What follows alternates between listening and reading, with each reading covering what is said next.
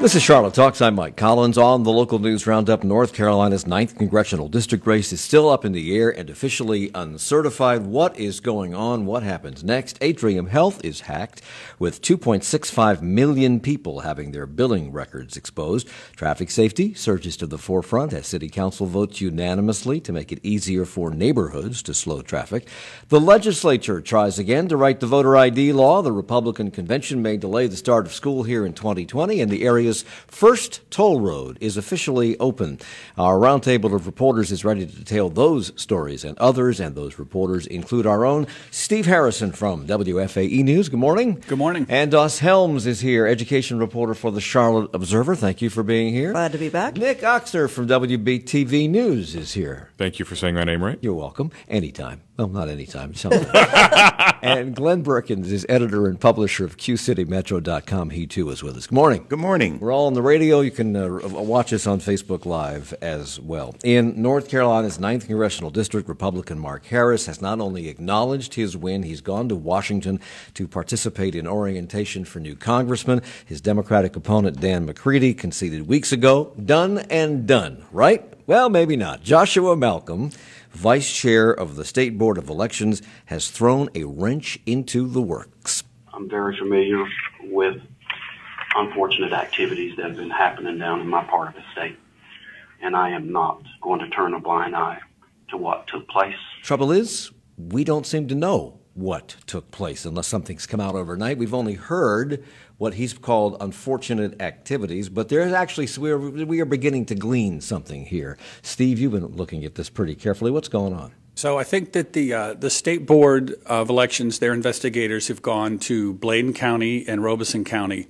and they are focusing on absentee ballots. And we know in Bladen that they took the absentee ballot request forms and the return envelopes. I think they did the same thing in Robeson County.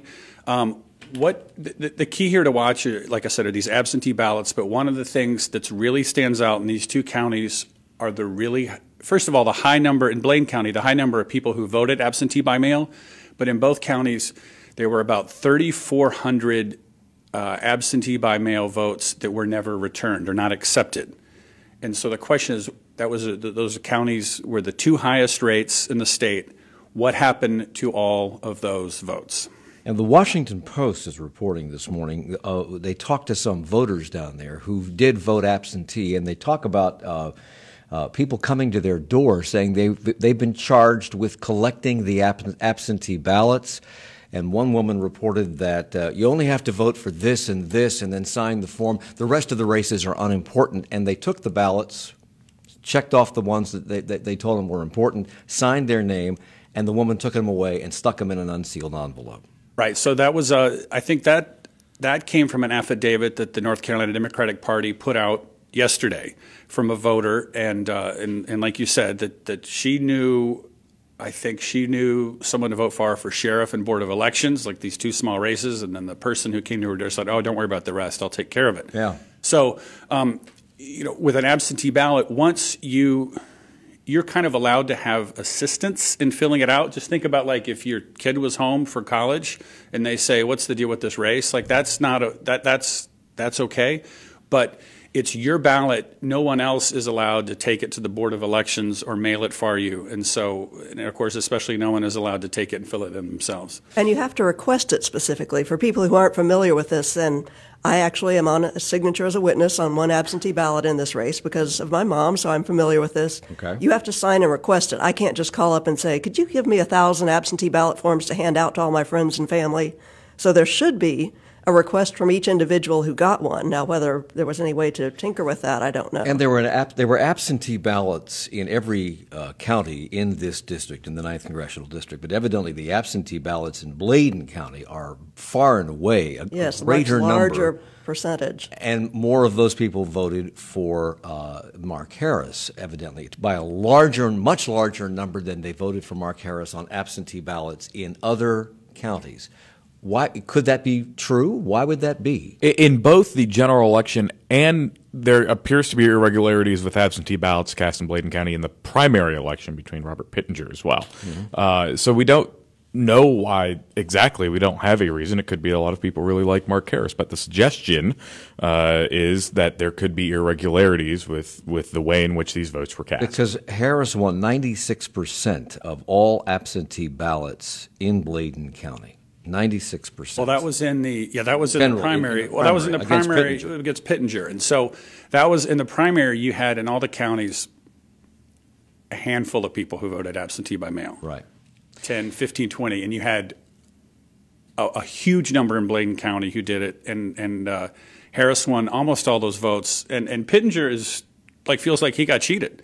He gave an interview with Spectrum News yesterday, and he talked about unsavory characters in Bladen County. You know, hint, hint, you figure it out. But yeah, he feels like he got taken. Since it seems to be affecting, at least in the primary, it affected Republicans.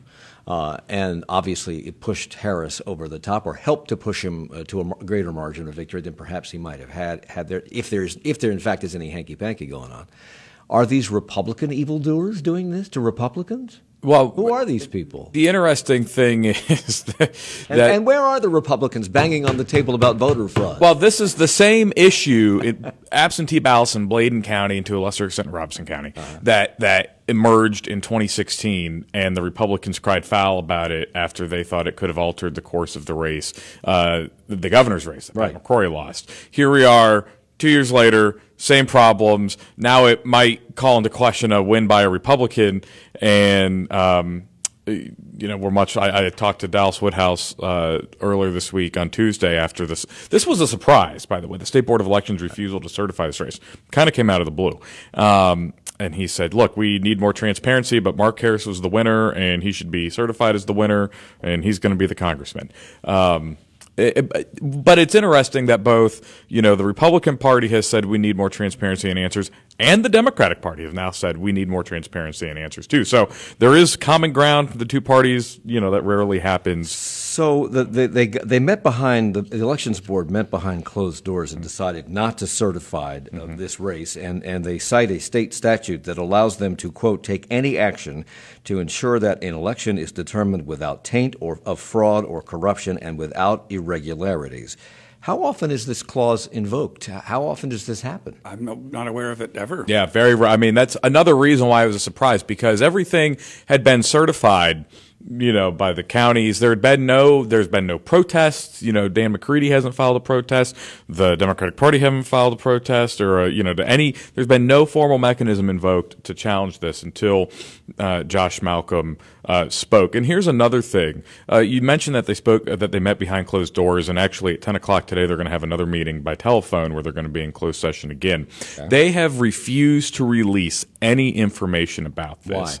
Why? They say that they have an attorney general's opinion. The State Board of Elections, their general counsel, a guy named Josh Lawson, says that the attorney general says that they can be considered a law enforcement agency for the purposes of this. However, one, attorney general's opinions are not binding. Two, the letter they have is not a formal attorney general's opinion.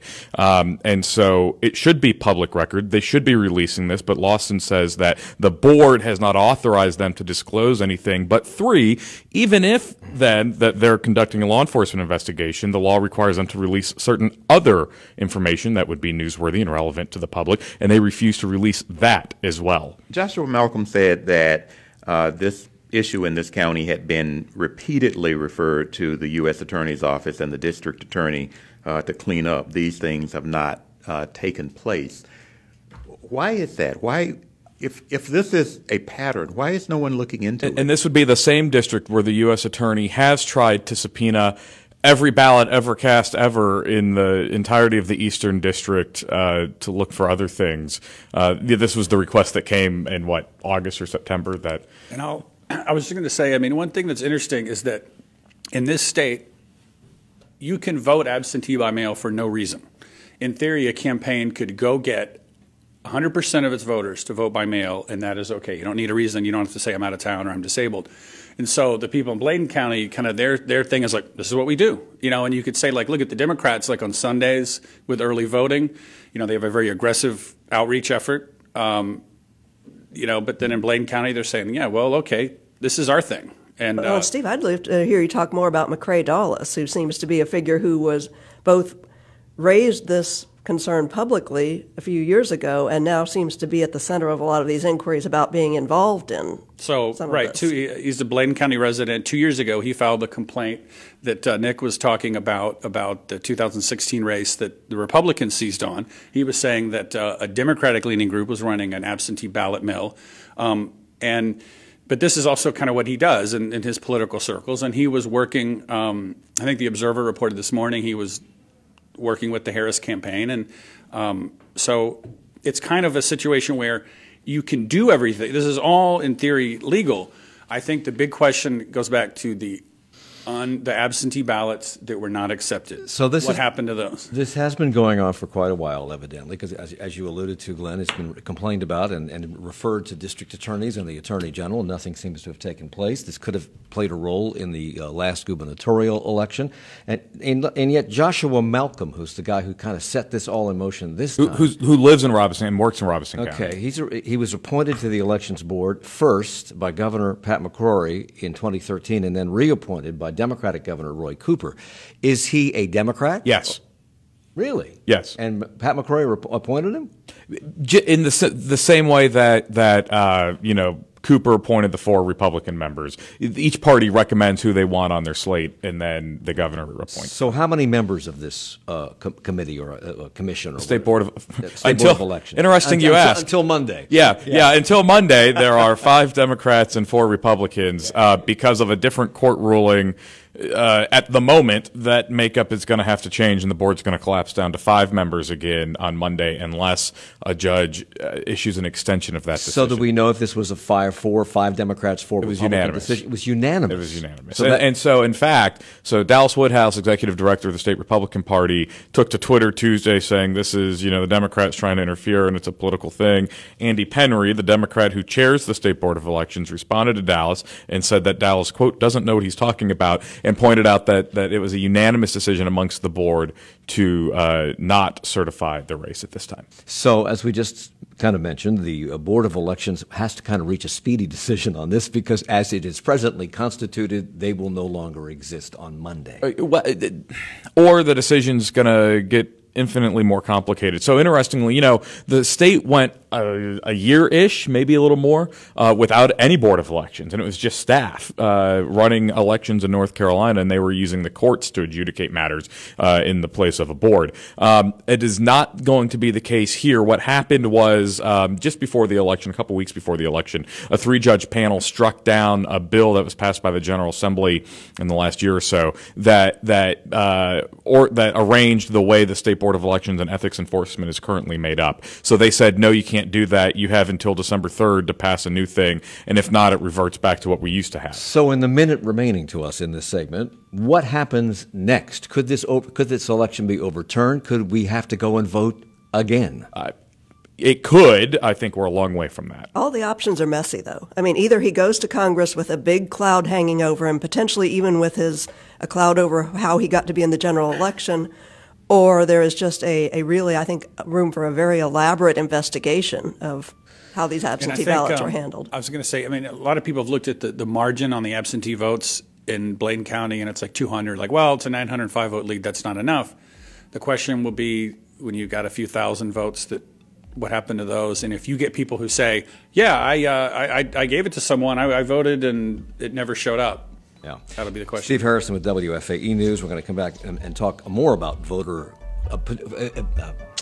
averting voter fraud with voter ID when we come back at Charlotte Talks. Support for Charlotte Talks comes from WFAE members and the Charlotte Symphony. Christopher Warren Green leads the orchestra and chorus in Holst's The Planets and Eric Whitaker's Deep Field, featuring Hubble Space Telescope images, now through Sunday at Belk Theater. Tickets at charlottesymphony.org. And Clean Air Carolina, a nonprofit dedicated to promoting healthy air and working toward a clean energy economy for all North Carolinians. Donations ensure a gift of clean air to all. Details at cleanaircarolina.org. Guess what? Monday, break out the candles, get the cake and ice cream ready. Monday marks the 250th birthday of Charlotte. That's right, December 3rd, 1768, British Governor William Tryon signed our charter. So we're actually older than the United States, and we'll welcome 3 historians in to take us through those early years and many others in the history of Charlotte, Monday at 9. Pelosi moves forward unopposed. I do it because I want women to see that you do not get pushed around. A speaker, a double dealer, and a car maker all made the headlines this week, but there are plenty more big stories to catch up on. The Friday News Roundup next time on 1A. The roundup of the week's news continues with 1A from 10 to noon, right after the Charlotte Talks local news roundup, here on listener-funded 90.7 WFAE, Charlotte's NPR news source. It's Charlotte Talks on listener-funded 90.7 WFAE and 90.3 WFHE. I'm Mike Collins. Is the weekly news roundup with Steve Harrison from WFAE News, Nick Ochsner from WBTV News, Glenn Burkins, editor-publisher, QCityMetro.com, and Doss Helms with the Charlotte Observer. What happens? They have to now look at this certification. They haven't certified this race in the 9th District, the Board of Elections. Do they have to? I guess under the same mechanism by which they've taken this action this week, right, to not certify, if they find enough problems, they could not certify. And I guess if they didn't certify, it would probably mean that's when we would have to have a new election. The other interesting... Is that constitutionally mandated in some form, or is it a law somewhere, either state or federal? I need former Supreme Court Justice Bob Orr and his pocket state constitution here to answer your question. I don't have it. But Mike, there's another interesting question in all of this, and that is the fact that there are other races that were on the ballot in Bladen County, right? School board races, sheriff race, state house, state senate races, county, presumably maybe some county commission races. Those all have been certified by the State Board of Elections. The only race that has not been certified because of these problems is the 9th Congressional District. Now, there could be a couple reasons for that. It could be that if this was in Bladen and maybe Robeson County, then that would be clearly enough in 2 counties to impact maybe the Congressional District. Or it could be that the Board of Elections wanted to ensure that this became a federal jurisdictional issue by forcing the issue in a federal election, because if it were a state race, then presumably you would ask the SBI to come in. So Congress takes effect on, I think, January 3rd? January 3rd, yeah. So it's a month and 3 days away from when Mark Harris, the presumptive winner, would go to Congress. Does this have to be decided by then, or could that seat be empty, or would they prevent him from taking office? Would he take office and then be removed, and if in fact he wasn't found to be the winner, what happens here? That's a very good question. I don't know if we may know be the figuring answer this to out that. on the fly. We're kind of in uncharted territory. Yeah. But one of the things that I want to point out in races all across the country, some of these campaigns were extremely close, and it took weeks to actually declare a winner. As we see more and more of this, it really does open up the potential for this type of voter fraud to swing an election one way or another. When you're deciding races by a few hundred votes, it doesn't take a lot. It used to be that, there were thousands of vote margins. Now in many of these very important races for governor, for senator, what have you, they're being decided by just a handful of votes. And the other great irony is that nobody who follows elections is surprised that it was absentee ballots where we have now a pretty serious whiff of voter fraud. And that's always been the... Right. Everybody knows that that's where it's ripe, that's where it's potentially been happening for years, and yet that's not where we've been focused. We've been focused on...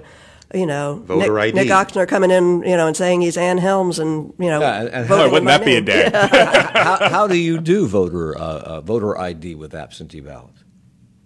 Well, I don't know that you do ID, but one of the things that's been suggested is to compare. If you have to have an ID to vote at the polls going forward, one would think you'd have to have some way to identify yourself as being. I guess you could have it notarized, but you could require them to have it notarized. To submit your absentee ballot, you have to have either 2 witness signatures, and what you are supposed to witness is not just them handing it over, but them putting it in the envelope, sealing it, and then you sign. Again, my husband and I signed on one. or one notarized signature. So that's one of the things I'm sure they'll be checking is who signed off on all of these. Did either of you have voter ID when you signed the witness No. form? Okay. Just checking. Joshua Malcolm, who's the guy on the Board of Elections who kind of put the brakes on all of this, has alleged, and others have as well, that this has been going on for a long time in Bladen County. Why? What is going on in Bladen County? What is it about Bladen County that encourages this activity, number one? And number two, if it's been going on for a long time, why hasn't it been stopped by some federal authority? This is a federal crime if there's really voter fraud here. I think what we're about to find out, Mike, is that these crimes, if they in fact happened, are very hard to prove, very difficult to prove. You got to seize paper, or you got to match signatures to things, you got to go around and gather up testimony from dozens. But or the Washington Post has witnesses. Well, then and I would say so does WFAE and the Charlotte Observer. Those come from affidavits that were collected by the state Democratic Party that were released. I think it would be time consuming to prove. I don't think it would be hard to prove because you know exactly who ordered an absentee ballot, and federal investigators could do an investigation. I'm not saying we shouldn't pursue it. I'm just saying that it's easy to write it off over the decades. Look, I'm from Cumberland. I grew up in Hope Mills, right, which is the southeastern part of Cumberland County, not far from Bladen County is my point. And it was long the joke that I knew a local politician in Fayetteville growing up who said that he would have beat Charlie Rose and been elected to Congress had it not been for a few dead votes cast in Bladen County. And I think too, and also like things happen and it's like, okay, well, this is how it is. But it takes something like the 9th Congressional District when you have millions of dollars that come in from the outside and the stakes are so high that finally, it really. And I think what you are seeing with this is, in hindsight, people like Michael Bitzer and Jerry Cohen are going back and looking and saying, look, here are these huge statistical trends that make these areas a huge anomaly. But, extremely high percentage of absentee ballot by mail and then extremely high going in one direction. It seems like there could be a way to flag that, to say, to have almost a software type thing, to say, here are 5 areas where we need to go back and really vet those absentee by mail. So meanwhile, as all this is going on in the 9th, voters have said yes to a referendum on the ballot this fall that we want voter ID, and so the legislature is now in the process of writing the language of the law, which we already said yes to. We don't know what exactly we said yes to because the law has not been written. But yesterday morning, they went into session and it passed the state Senate. It goes on to the House. What does the Senate bill have in it? Well, it requires voter ID, but it allows a fairly wide swath of things to be used as voter ID. Licenses that have been expired for a year, college student IDs as long as the college at a public or private institution issues them according to a set of guidelines. It also includes a provision authored by or included by Democrat State Senator from Charlotte, Joel Ford, that says you can obtain a voter ID during early voting from the Board of Elections. What documentation do you have to bring with you? Does it go into that? I don't know about that. And if you have no voter ID, I think you can sign a letter explaining why you are voting without an ID. Is there any more to this than window dressing? I mean, is this really going to have an effect? I think it's a fairly liberal law now. I think this is probably as weak as a voter ID requirement could be. But I was going to say, in Florida has photo ID, and you can go, quote, weaker. They allow private IDs, like a debit card with your picture on it. Costco card. This one permits some forms of employee ID. I don't know how that's going to work. So will the House? Do you think the House will make significant changes to this, or just take the bill as it came from the Senate and put their rubber stamp on it? This was all worked out in back room, generally speaking, between both chambers before it just started in the Senate. And of course, there have been some changes, some amendments offered by Democrats. I think the Republicans are weary of their experience with the last time they passed voter ID and the court challenge. Right. And I believe they're trying to, just by the simple fact that look at the legislation that is far more inclusive, far less restrictive than the last time they did this. So I would be shocked if we see many more changes. Do we think the minorities who have been alleged by Democrats to be the ones that will suffer the most from this voter ID law, are they going to be okay with this? Are they going to be hurt by this? Are students going to be hurt by this? I don't see why students would necessarily be hurt. Student IDs are permissible. In terms of others, I don't think everyone is going to be happy. If this version of the law passes, or this version of the bill passes the House, as I said, I think this was probably about as good as we were going to get. Of course, there's always the question of what the law is and then what the execution is, too. Do you have some polling places where people are looking and saying, oh, that ID is not acceptable, because that's always how selective voter turnaways have happened, as it's been creative enforcement of laws. Well, I just recall to the last, there was one election where we had voter ID in place, I think, and that was probably like primary? 2012 maybe, something. Anyways, we had one. Right. And we didn't hear a lot of reports of mass disenfranchising. I don't know that we heard any reports, and I'm pretty sure we would have. So, and I say that, I bring that up only to say I think the Board of Elections, who's at the end of the day responsible for making sure people can vote, took their job seriously, tried to make sure people knew about the ID requirement, tried to make sure people were able to get the identification to vote. And I think the Board of Elections would take it seriously again if this bill. And I was just going to say one more thing. I mean, you have photo ID, but if you go back to the 2016 election when they did the audit of who shouldn't have voted, the vast majority were non-citizens and felons. Photo ID was not an issue. I think they found one that they thought might have photo one ID, vote. You can be a non-citizen, have a student ID, and be registered and vote. So let's talk about hacking. There's a whole lot of hacking going on. This morning, I think Marriott and was it Bright Star, whatever they call their subsidiary, was hacked. Half a billion people were hacked because they gave their identification information to people at the front desk to check in, and that information was hacked. But of course, the big story locally is about another hack. That's at Atrium Health, where the company that contracts with them for billing services, AccuDoc, was hacked in late September. Their databases are actually, I think, operated by another company called ProWord, and they were fired. Were they fired because of the hacking? And is anybody? I mean, if you're subcontracting to 8 different people to do your databases, how can you ever be certain that they're safe? Well, that was certainly the implication, that they were fired because of the hacking. But hacking is so common; we see it all the time. It's becoming increasingly difficult to find a major company that hasn't had some type of data breach.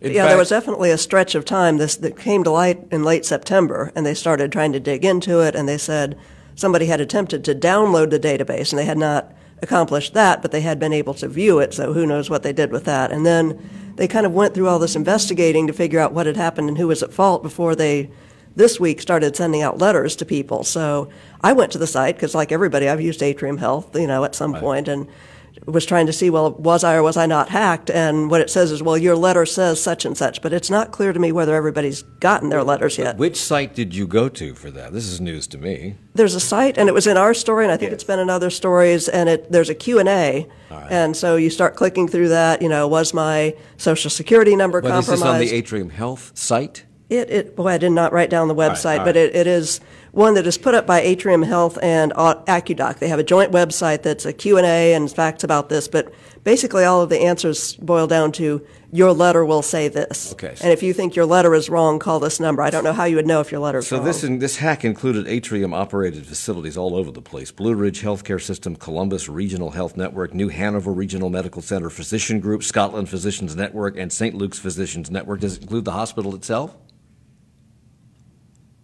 I don't know. Are they all in North Carolina? Because I read, I think in the Observer, the story said people all over the country were impacted by this. I guess because people from all over the country have used, from time to time, Atrium Health services. That was my impression, that it was beyond North Carolina, but I can't say for certain. Okay. So these are not medical records. These are personal records that include identifying information like Social Security numbers, correct? In some cases, Social Security numbers. I think it may be 600,000, 700,000. Yeah, about 700,000.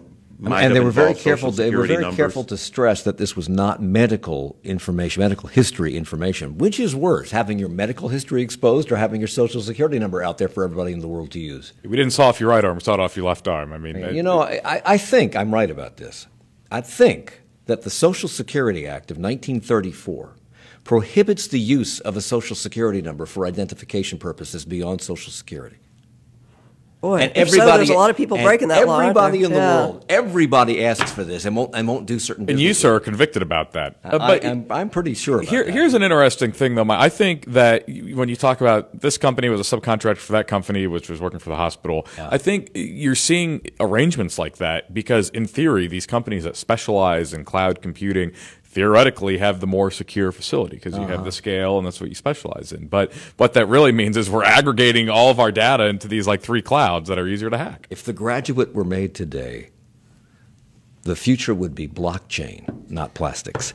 So this information involves you think about it. I was born in 1989. I'm just you don't remember that. This involves 2.65 million patients. What's being done to protect them?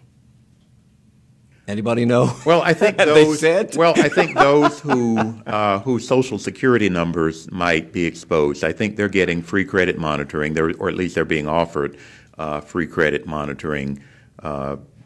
But beyond that, I'm not sure what's being done beyond the letters. Yeah, because I haven't seen much information about that, which is unusual. Because usually a company who's been hacked will jump in and say immediately, "We're going to protect you at least for a year. You'll get free credit monitoring." They have said that for those whose Social Security numbers were exposed. Okay, overnight on Monday, as in the blink of an eye, the speed limit in many Charlotte neighborhoods was lowered to 25 miles an hour. I actually saw signs that weren't there on Friday, be there on Monday in certain neighborhoods that said 25 miles per hour.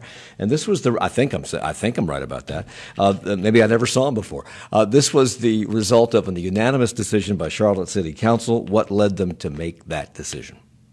So they have adopted a policy that a lot of other cities across the world have called Vision Zero, which aims for no traffic fatalities or serious injuries by 2030. And so that's their kind of ambitious goal. And then at the same time, pedestrian deaths in the city hit a record last year, at least since they've been keeping records, I think, going back 20 years or so. And I think we're at that record. I think it was 27 last year. And as of last night, it's 2 people died, so we're there. So we're there at 27. This decision also makes it easier for people in neighborhoods to request things that will further calm traffic. That's right. Correct? They can easier to get ask for four-way stops and speed bumps. I think the challenge is that, so those apply to neighborhoods, obviously. Most of the serious accidents, they're not on neighborhoods. They're I was going to ask streets. about that because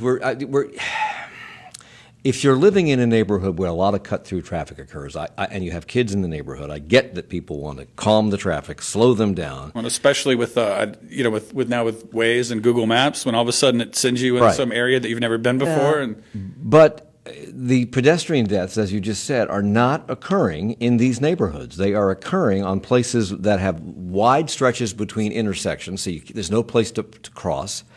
Or there are no crosswalks, or there are no sidewalks to walk on, so people are actually walking on the edge of the street to go someplace. Why do this as opposed to correcting that?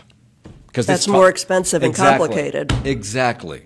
And I want to know when we get to sue for brake pads and front-end suspension for these speed humps and stop signs that are every 500 feet. Seriously. When do we get to sue the city for that? You don't. You don't? Okay. We'll come back and talk more about this, I think, because the traffic safety manager has some things to say about this, Angela Berry, and we'll hear from her in just a moment as the News Roundup continues.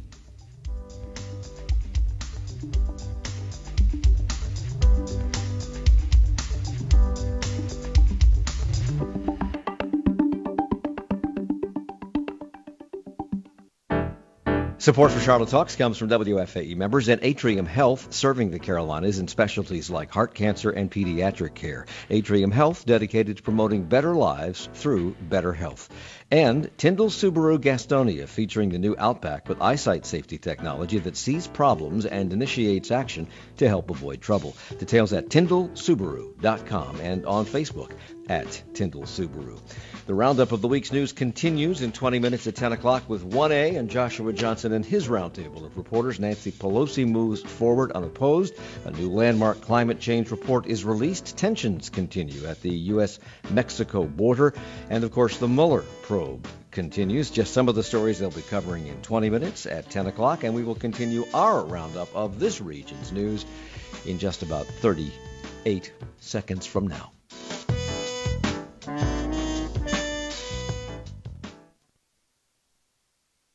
Friends and family, get-togethers, holiday shopping.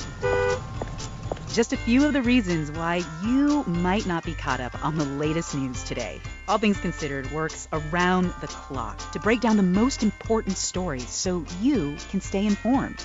Listen to All Things Considered to hear the bigger picture every afternoon from NPR News. From 4 to 6:30 on 90.7 WFAE. It's the local news roundup on Charlotte Talks on WFAE and WFHE, and Doss Helms is here from the Charlotte Observer, Steve Harrison from WFAE News, Glenn Burkins from QCityMetro.com, and Nick Ochsner from WBTV News. I'm your humble host. That's all. We'll let it go. Too humble to say your name. That's right. One of the things cited by council members in this decision about calming traffic in neighborhoods was the increasing concerns about traffic safety. And they were quick to point out, as we've already mentioned, that 27 people died last year, and as of today, 27 people have died this year. Charlotte's traffic safety manager, Angela Berry, told WFAE that the city has mapped out where fatal and serious injury crashes have taken place over the last 5 years. The majority of the high injury network, I think it was 66% of our high injury network falls within those communities that have those factors. So zero vehicle households, living below the poverty level, minority communities. So we're saying that these are places that haven't gotten a lot of constituent services, that have wider than normal areas between intersections and fewer sidewalks. And more people walking. And more people walking because they don't have a car. So will the bonds that we voted for, the transportation bonds that we voted for, will any of the money from those bonds go to correcting that problem? Yeah, I think so. I mean, I think there's money. The city has also put in more money to implement this Vision Zero plan. So I think that city staff, like, they're working, they're working hard to try and make improvements, especially to areas where, like Angela Berry just said. One thing that I wrote about earlier this year was that like the city has a lot of different ways to build sidewalks and crosswalks and things. And one thing they do is they do take requests from citizens, and that's a process that is a little more skewed toward the wealthy areas because they're just squeakier wheels. So off the air, we were talking about how this is done elsewhere, and Glenn, you mentioned that in L.A., if somebody puts their foot and removes it from the sidewalk and puts it on the pavement, traffic in all directions instantly comes to a stop. Certainly did when I lived there. By law. And you talked about what I think the Observer wrote a story about this, Ann. Actually, it was Mark Rumsey's interview, the scramble phase they were talking about. Right. Sorry, which Mark. I was fascinated by that because what Angela Berry talked about was that they do this in L.A. also where the lights turn red for all vehicular traffic. In all directions. In all directions. And during that time, pedestrians can cross any direction, including diagonal, which we encountered that in Canada. And we were kind of sitting there looking, oh, my gosh, what's wrong with these people? Does this occur at intersections only, or does this... At intersections only. And it's a big, heavily trafficked one. So, again, if you walk uptown, there are some that are pretty scary and, right, you worry about, but that's, again, not where most of the deaths are occurring. What that does is it prevents pedestrians from getting struck by people who are turning right on red because traffic has to stop in all directions. And the city has done some of those. I mean, there's one down by the Harris YMCA in South Charlotte where if you want to take a right on red, it'll hold you, and it gives everyone time to cross. I mean, so it's something they're starting to do. Right. But, right, I mean, the vast majority of intersections let you just going red. Okay. Schools. Let's talk about schools. CMS is going to get a late start perhaps in 2020 because of the presence of the Republican National Convention. They have to go to the legislature and ask for permission. Is that because they're going to cancel those school days, or is that because they want to push those days that they are canceling in the front end to some other part of the school year? Well, they haven't decided exactly what to ask for, what they would like, and what's on their tentative legislative agenda is for the legislature to just get out of the business of telling districts when to start and when to stop, which would let Charlotte-Mecklenburg do what it needs to do, start a week later, continue a week later. They probably don't need permission just to start later, but then they're in this very tight window of where they have to squeeze in their time. So I think if they don't get that, then they would like a special waiver to do it their way in this 1 year. They didn't do this during the Democratic convention because it was at a slightly different time in the summer. This is closer to Labor Day, the Republican National Convention. So, but I still don't quite understand why having a convention downtown at the arena would require schools to not be in session. Well, and they did continue during the DNC, and there were a few bus stops that had to come into the center city area, and they did, for those few days, required somebody to get those kids to stops on the periphery of this. I think the feeling is that this is potentially going to be bigger. Protests are going to be bigger. There's going to be more disruption.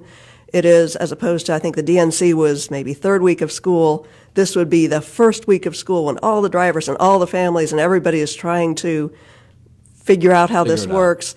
And meanwhile, here comes, the nation's press corps, the delegates, the protesters, and it's a mess. But are there schools downtown?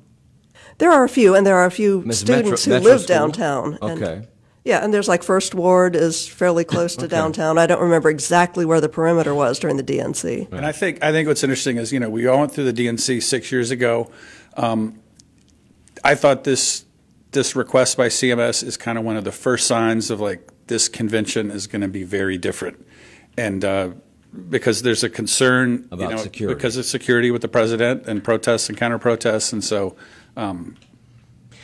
So also this week we got the latest report, evidently on diversity at CMS, and it shows very few changes in the racial makeup of schools following the student assignment plan. Evidently, wasn't that expected? It wasn't expected to change much, was it? It wasn't, because they did not choose to do massive redrawing of boundaries. So you still have neighborhood schools that are very much tied to the composition of those neighborhoods, and or sometimes ones where a lot of people opt out of their neighborhood schools. There were changes to the magnet program, but they tend to be phased in slowly. So the people I talked to said, we knew it wasn't going to be dramatic. It may become a little more pronounced. But this whole thing that people are concerned about, where you have schools that are more than 90% Black, Hispanic, non-white, and almost always have very high poverty levels, sets up a host of challenges. The school board went into that starting in, I think, 2015, saying this is something we need to address. This is not good for schools. And it's not making a very big dent in it. But it wasn't set up to do that, evidently. And CMS board member Elise Dashu told WFAE News that that has some people frustrated. It is an agonizingly slow process. So for the many people in our community that are looking for change, it's a frustratingly slow pace. And I feel that frustration. Did the assignment plan do anything to reduce these hyper segregated schools that we're experiencing? Well, the most prominent and bold experiment was the paired schools. So you have Sedgefield Elementary, which was a hyper-segregated school, and Dilworth Elementary, which was a strong majority white school, are now one combined zone with two campuses, which are about 60% white. So there you see an actual big dramatic change. Meanwhile, they opened two new schools that would fall into the hyper-segregated category. So that's why you can point to some individual changes, but system-wide there's been very little change. There's also a new study, a new study out that says it challenges the belief that putting more police officers in schools makes schools safer. It was a North Carolina study of middle schools, correct? It was actually a Howard University study, I think, but it was of middle schools in North Carolina. Yes. And that was because we had the time after Sandy Hook when there was state money approved to add resource officers. So they looked at schools or districts that did get that money and districts that did not get that money. We have a system of reporting, I think, 16 criminal or violent incidents, and so they were tracking, did the districts that got that money see a decline in incidents? And the answer was no. Okay. Meanwhile, North Carolina House Speaker Tim Moore has hired a high-profile criminal defense attorney. Nick, why? Well, to review and prepare for questions that could be coming from investigators in both a state probe and a federal probe. We know that Wake County District Attorney Lauren Freeman has asked the SBI to conduct a review, not an investigation, but a review of the speaker's business dealings and his private legal work. He has a private law practice, and Right. he has evidently may have had clients that had work done by his law firm. Had some allegations, yeah. With that also involved legislation. That's right. So we reported, and the speaker ended up confirming in an interview with us that he's hired Colin Willoughby, who was the Wake County District Attorney for nearly 40 years, nearly 30 years, excuse me, decades. And so he's hired him, one, to review his business dealings in preparation for the questions from the SBI at the request of the current Wake County District Attorney. And separately, we've reported that he is also preparing to answer questions of federal investigators, not at this point as a target or subject of an investigation, but in connection with the ongoing FBI probe stemming from a Charlotte political donor, or a Durham political donor. And you also reported this week that a part-time employee in Tim Moore's office at the legislature has been drawing a taxpayer-funded check since April with little evidence, I think these are your words, to show that he's done any work. What do we know? Cushy That's right. job. So Dr. Alan Queen, who's a PhD, a retired professor from UNC Charlotte, and before that a K-12 educator, who lives in Kings Mountain, the same town that Tim Moore lives in, was hired in April with an annualized salary of $69,000 a year, just more than that, ostensibly hired as a policy advisor on education policy. So we set out, we heard from a number of high-placed Republican sources that no one knew who Dr. Queen was. No one saw him in the building. He hadn't done any work, but he was on the payroll. So we set out to try to see if there was any evidence of him doing work. So I requested his to review his inbox, his legislative inbox and outbox on his email. They gave me 1 page of sent emails from his legislative email. Gave you 1 page because that's all there was? Because that's all there was. The last emails being in June. There's no record on any committee dealing with education in the House of Representatives. But could this have been because he could have made these? He could have been a consultant on the phone or in person, because I think Republican Craig Horn from Union County said he frequently sought Dr. Queen's advice. He did, and he said that they would.